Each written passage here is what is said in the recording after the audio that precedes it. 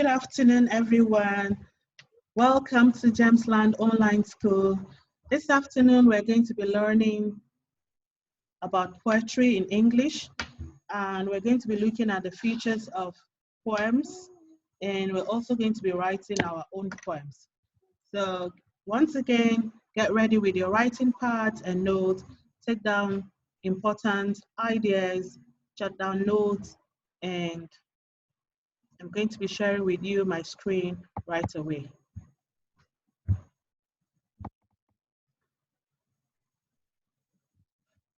Great. So our learning objectives for today is to be able to write a poem using maples to vary my writing to suit my audience and purpose. So I want you to read through the learning objectives, underline anything that you can do, and circle what you would like to achieve in today's lesson. I'm going to give you 5 minutes to write down the learning objectives in your notepad. I want you to circle what you would like to achieve in today's lesson and underline anything that you can do after reading the learning objectives.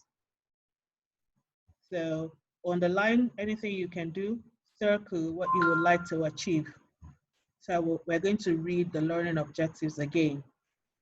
To be able to write a poem using maples to vary my writing to suit my audience and purpose. So I'm going to count down now. 10, 9, 8, 7, 6, 5, 4, 3, 2, and 1. Thank you very much. So most of you would have circled that you're able to write a poem, and some of you would have underlined using maples because it's a strange word, it's an acronym, and you might not know the meaning. To vary your writing, some of you would have circled that and some of you would have underlined. Suits my audience, to be able to write for a specific audience. Are you writing for a company? Are you writing for an association? Are you writing for a conglomerate? Are you writing for your classmates? Are you writing for your dad or mom? Are you writing for a legal body? Are you writing for a university? Are you writing for a library? So to suit your audience and the purpose as well. Now for our starter lesson, I want you to look at these 2 images that are on the screen. Look at them carefully. We're going to be reading pictures. Have you read pictures before? If you have, fantastic. If you've not, no worries. I'm going to take you through it. So you're going to look at these 2 pictures. There are no wrong or right answers. Anything you write down is correct. This is just to help us to be very imaginative and to be very creative. I want you to write down what links these 2 pictures together. I want you to write down what links these 2 pictures together. There are no wrong or right answers. Anything you write down is absolutely correct. So I'm going to give you 2 minutes to write down 2 things, anything at all that links these 2 pictures. 10, 9, you see I like counting down. 8, 7, because it gives the lesson pace. 6, 5, 4, 3, 2, and 1. All right, so can you show mom and dad what you have written down that links these 2 images? If you like, you can upload these. You can upload your feedback on the Google Classroom in your folder, and I'll go through it much later. Yes, so we said there are no wrong or right answers. So what links these 2 images together? You should have written. If you've written old, give yourself a tick. They're both old, they're both rickety, They both battered. They both look ancient. They both look battered, like I said. And they both have legs. They both have heads. They both have eyes. I could say the eyes of the dinosaur is like the car also has this lighting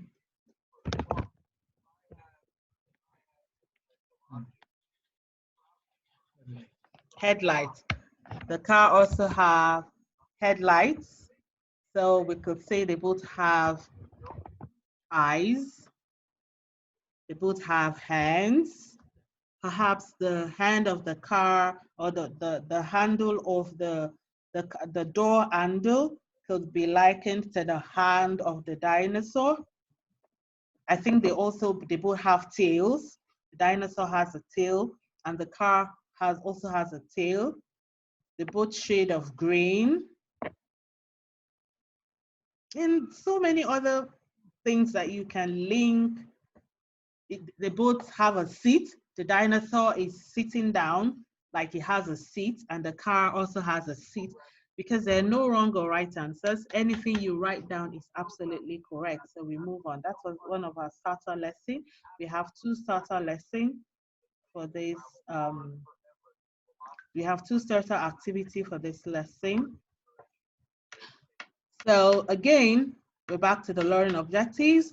Read through the learning objectives, underline anything you can do, and circle what you would like to achieve in today's lesson. Have you done that? Excellent. We move on. Now, quick mental starter and recap. I want you to write down on your notepad all the poetry techniques or devices that a writer would employ to write a great poem. And you have 3 minutes to do this. I'll take that again. On your notepad, I want you to write down all the poetry techniques and devices that a writer would employ to write a great poem. On your notepad, write down all the poetry techniques and devices that a writer or a poet would employ to write a great poem. You have 3 minutes to do that. And I'll be writing down as well, and we can all share our feedback, share our answers, and cross-check.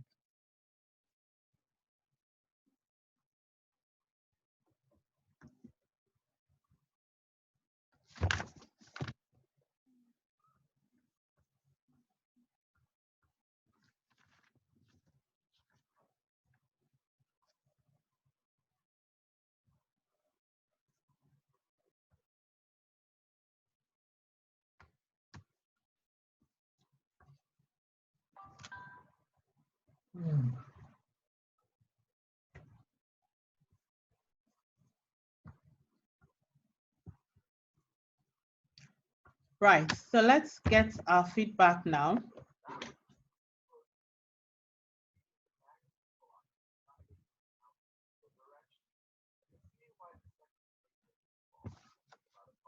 Did you write punctuation? Tick. Did you write stanza? Tick. Did you write verses? Tick. Onomatopoeia, adjectives, adverbs, nouns, verbs, alliteration, metaphors, personification, onomatopoeia, similes, adjectives, and so many other techniques. So if you wrote any of these, can you tick and give yourself a pat on the back? Now we're back to what links these images together. That car is an old dinosaur. That car is an old dinosaur. With mom or dad, I want you to discuss that car is an old dinosaur. I want you to discuss with mom or dad or an adult in the house. That car is an old dinosaur. What two things are being compared? Of course, the car and the dinosaur. So what image does this paint in your head? What image do you have when you hear the sentence, that car is an old dinosaur? So you're going to illustrate what the sentence, that car is an old dinosaur, would look like. I want you to illustrate it in your notebook. That car is an old dinosaur. And I'm also going to illustrate it as well. That car is an old dinosaur.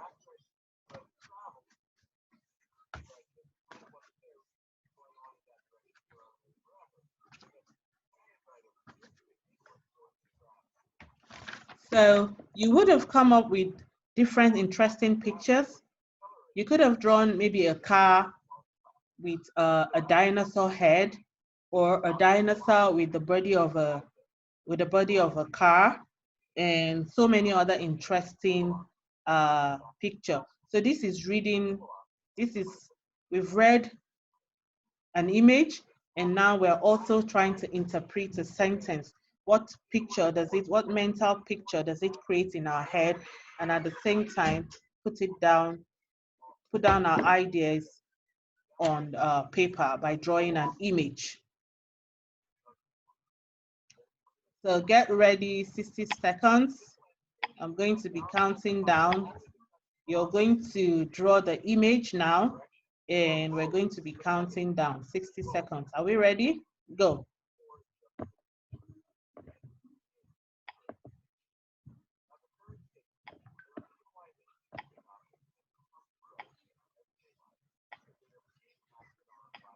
You can put the finishing touches to your image.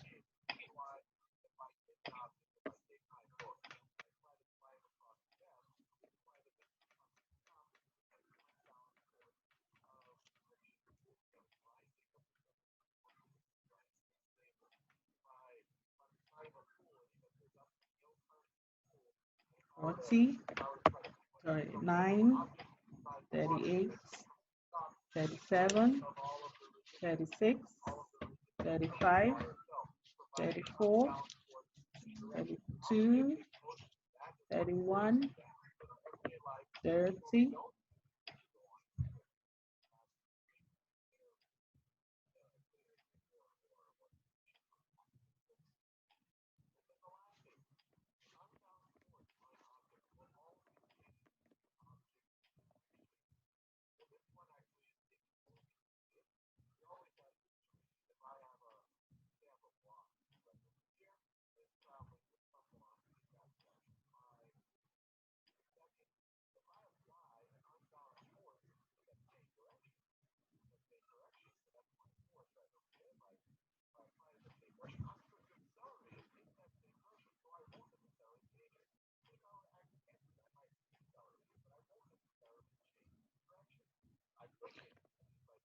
Fantastic.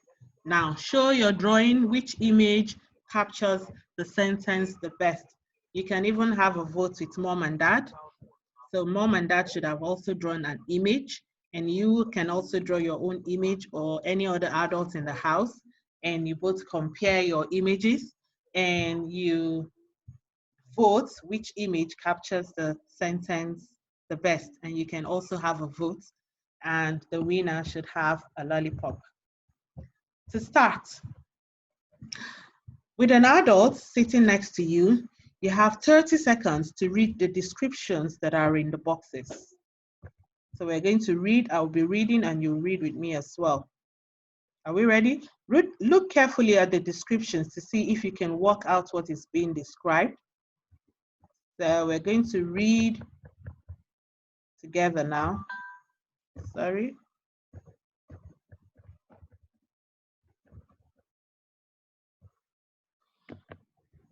A shark's restaurant, a surfer's paradise, a flooded land, a shiny blue sheet hugging the shore, a mermaid's kingdom, a fish's home.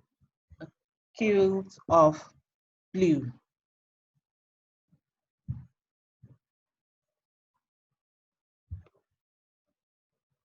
A shark's restaurant, a surfer's paradise, a flooded land, a shining blue sheet hugging the shore, a fish's home,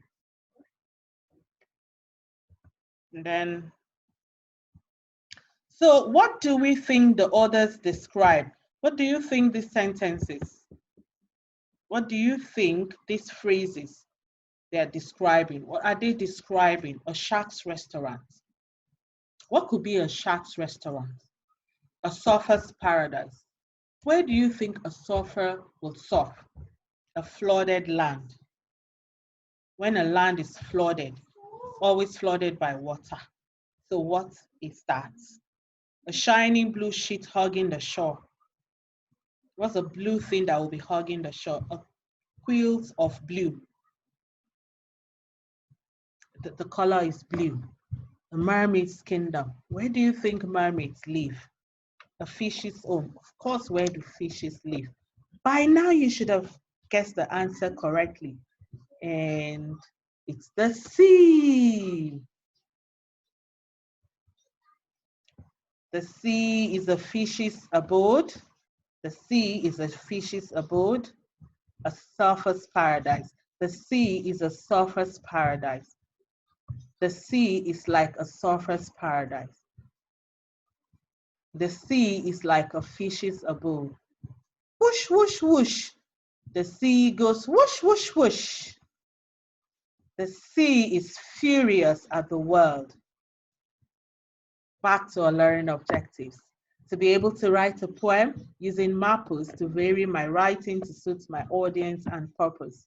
Now, I know that most of you have underlined, you've circled maples that you don't understand what it means. And because I can read your mind, I got it all prepared for you. So here we go. Let's have a guess. What do you think M stands for? Correct. M is metaphor. A is alliteration. P stands for personification. O, onomatopoeia, and S, simile.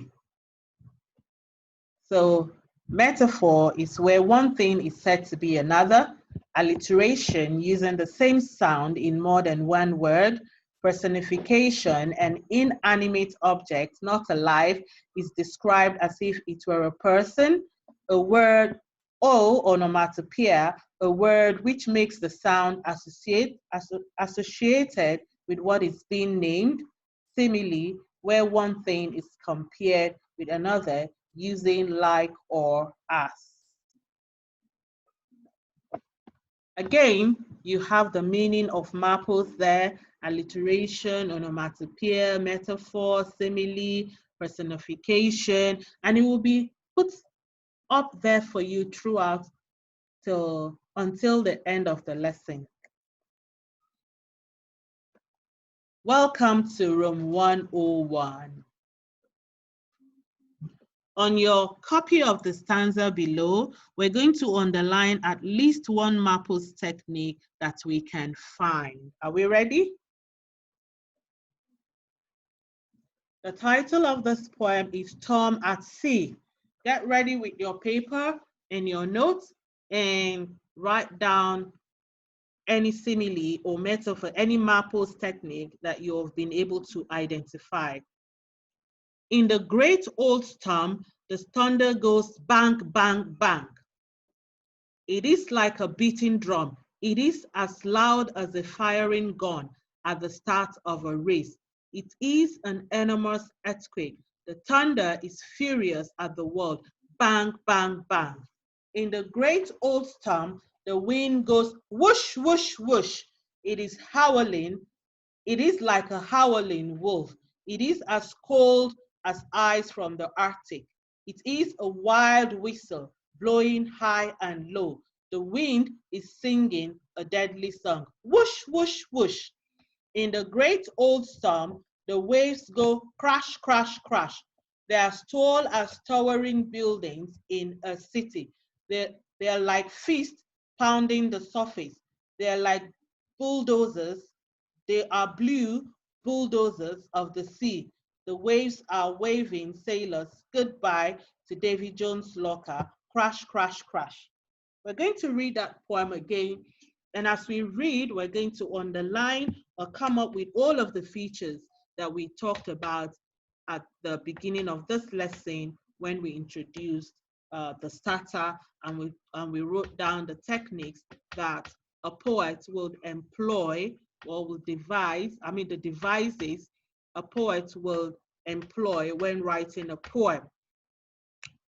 Storm at sea.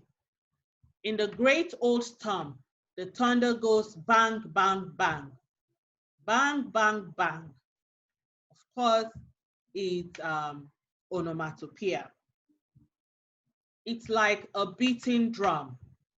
It is like a beating drum. They're comparing the storm to beating drum. And that technique is, because they've used like, is simile. It is as loud as a firing gun at the start of a race. The great old storm is being compared to the firing gun at the start of a race, and it's still using like or as. It is a simile. It is an enormous earthquake. The use of enormous and earthquake makes the technique that have been used alliteration. That is an alliteration. The thunder is furious at the world. That technique is personification. Bang, bang, bang, onomatopoeia. In the great old storm, the wind goes whoosh, whoosh, whoosh. Again, the technique that has been used there is onomatopoeia, because obviously a wind cannot move, but when you give an inanimate object the qualities of a living thing or the qualities of human-like qualities, the technique is personification. So in the great old storm, the wind goes whoosh, whoosh, whoosh. There, whoosh, whoosh, whoosh is onomatopoeia. It is like a howling wolf. The great old storm is being compared to a howling wolf. That's simile. It is as cold as ice from the Arctic. Again, that is a simile. It is a wild whistle blowing high and low. Wild whistle there is alliteration.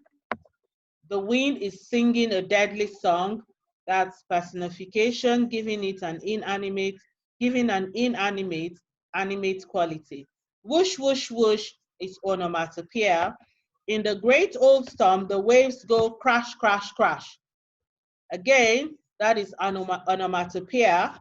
They are as tall as towering buildings in a city. Double technique employed there. Tall as towering is alliteration. And it's been compared to buildings as well. They are using as, so that's a simile. They're like fist pounding the surface. That's a simile again. They are blue bulldozers of the sea, alliteration.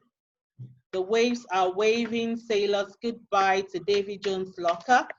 So obviously the waves cannot wave, but in this instance, it is waving. So it is personification, crash, crash, crash, onomatopoeia. What have we achieved so far in this lesson? You've been able to understand what a mapos is. You've been able to get some techniques that a poet would employ when writing a poem. You are now acquainted with the devices that you would use to write your own poems, the techniques. So those are some of the things we have achieved so far in the lesson. Now, you need to write a poem for your class anthology. That includes mapos. And we're going to do that by reading an image. Now you understand why we were reading images at the start of our lesson, because during the course of the lesson, during the course of the main lesson, you're going to be reading images. So that was why we started off with our starter lesson by reading images.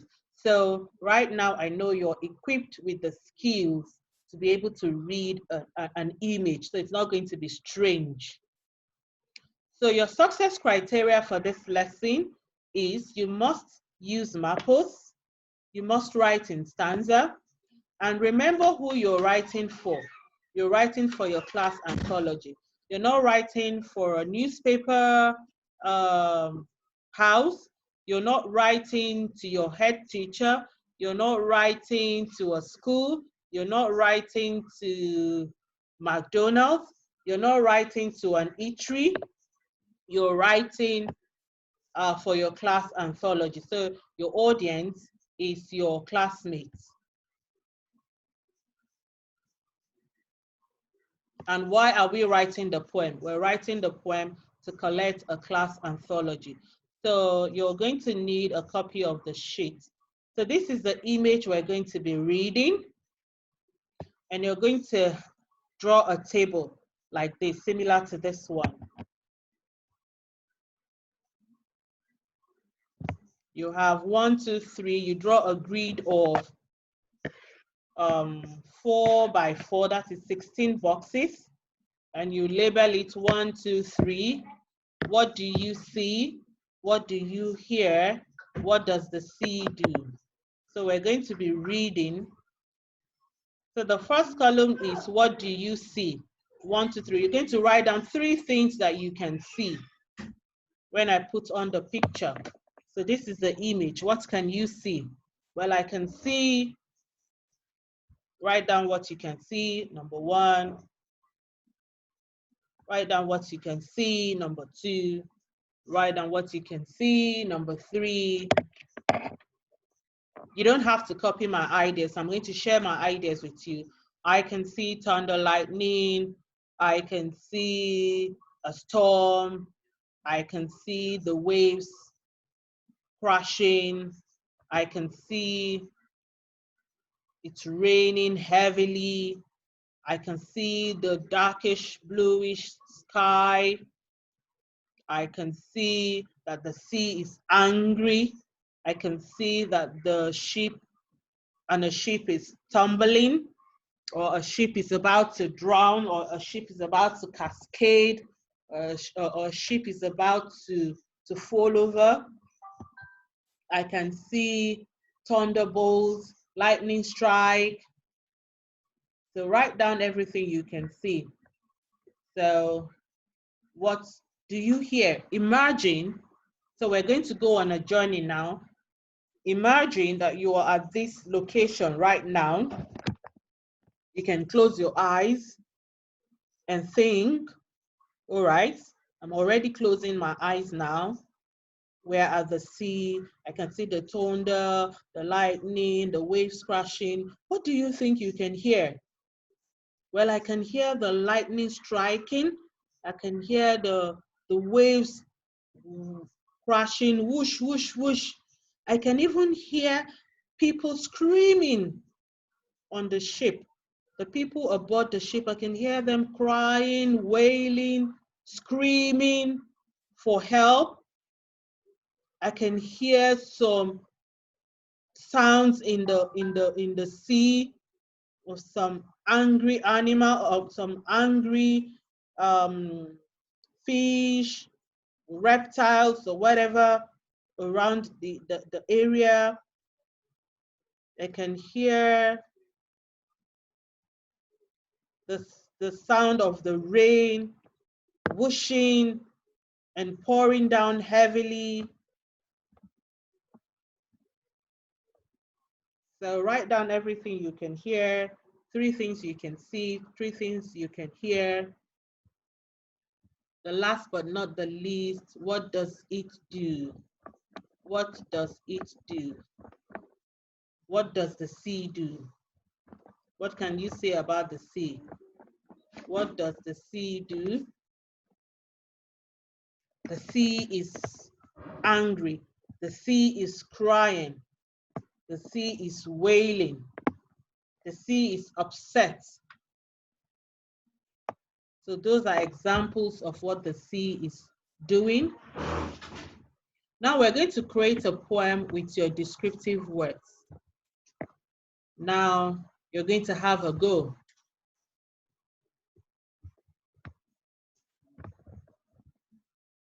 And I'm going to give you a few minutes to write your poem, and you can submit in the Google Classroom, sign in, attempt the task, and submit your poem. For example, you say the sea is angry at the world. You have a go at describing what you have written. The light, you saw lightning, the thunderbolts. So you could write, the sea is like a thunderbolt. You could hear the sound of women or people crying. Make sentences out of that. The stormy sea is crying for help.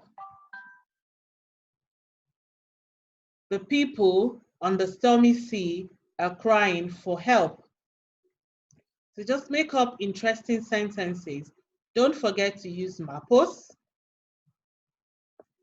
I used stormy sea, that's alliteration when you're writing your sentences. How successful is our lesson so far? Again, to be able to write a poem using mapos to vary my writing to suit my audience and purpose. You're going to give your work to mom or dad before you submit, and they're going to read your poem. And also, before you submit, you're going to underline any mapos technique that you have used. Make sure you underline them. The mapos are the metaphor, the alliteration, the personification, the onomatopoeia, and the similes. Any of these techniques that you have used, make sure to underline them. Now, if you've used more than 3 mapos techniques correctly, the poem really creates pictures in the reader's mind. You give yourself excellence. If you have used only 3 mapos techniques correctly, the poem creates pictures in most places and is written for the class to understand. You give yourself very good. This is you assessing yourself. And if you've used only 1 or 2 mapos techniques correctly, the poem sounds good and creates images in some places. You give yourself good. So if you fall under the mustard, you are a genius with writing poems. And if you've used more than 3 mapos, if you've used only 3 mapos, then you're secured with writing poems. If you used only 1 or 2 mapos, it means you're an emergent writer. You're an emergent poet. You're still trying to emerge to become a poet. But not to worry, in Gemsland Online School, you'll become a better writer. So our master poet, our secured poet, our emerging poets, give yourselves a pat on the back. Before we finish the lesson, think about our learning objectives. To be able to write a poem using mapos to vary my writing to suit my audience and purpose. Assess yourself, what went well?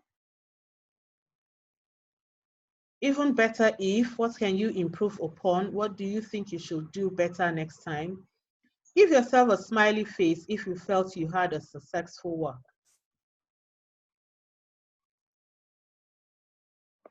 Now we're going to round up our lesson with a plenary, which is find your partner.